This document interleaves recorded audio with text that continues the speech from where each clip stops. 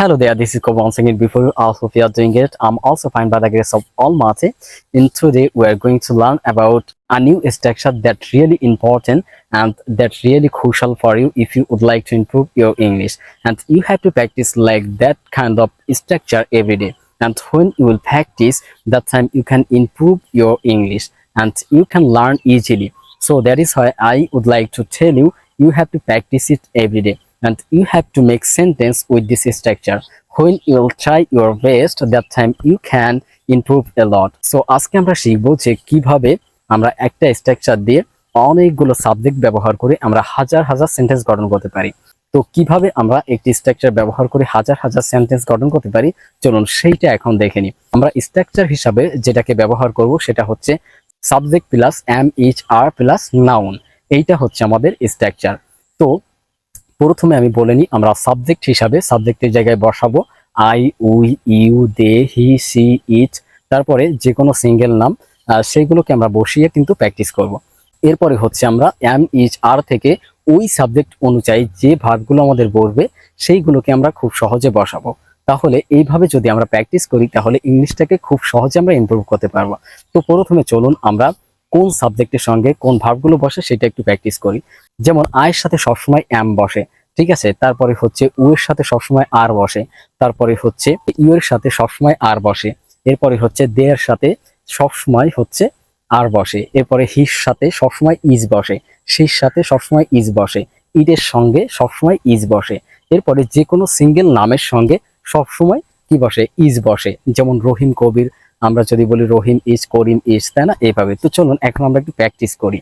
I am আমি হই, we are আমরা হই, ইউ আর তুমি হও, ইউ আর তোমরা হও, দে আর তারা হয়, হি ইজ সে হয়, শি ইজ সে হয়, রানা ইজ রানা হয়, my father is my father হয়, my friend is my friend হয়, ইট ইজ ইহা হয়, দ্য গার্ল ইজ মেয়েটি হয়, দ্য বয় ইজ ছেলেটি হয়। তো এইভাবে করে আমাদের যত সাবজেক্ট আমরা আমাদের সামনে পাবো সেইগুলোকে দিয়ে কিন্তু এগুলো খুব সহজে প্র্যাকটিস করব। এতক্ষণে আমরা আমি হই, তুমি হও, সে হয়, তারা হয়, এই ধরনের কথাগুলো বলেছি। এখন আমরা কি হই সেটা একটু প্র্যাকটিস করি। ধরুন বললাম যে আমি হই শিক্ষক, তো এটাকে আমরা কিভাবে ইংলিশে বলতে পারি, আম আর টিচার।